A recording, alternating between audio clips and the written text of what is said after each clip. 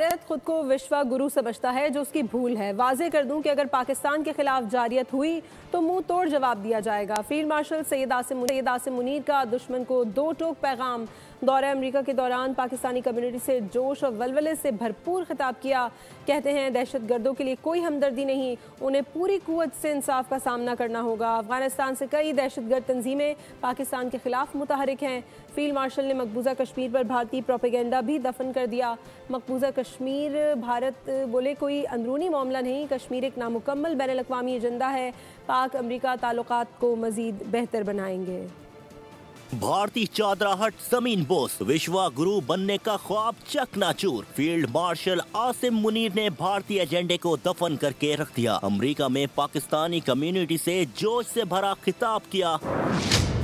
दुश्मन को वाज़े पैगाम दिया कि दोबारा जहरियत की तो मुंह तोड़ जवाब मिलेगा।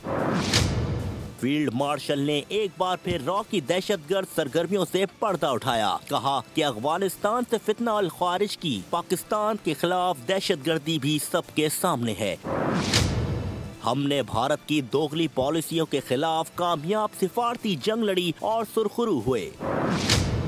फील्ड मार्शल ने पाक भारत जंग बंदी के लिए अमरीकी सदर ट्रंप के किरदार को सराहा।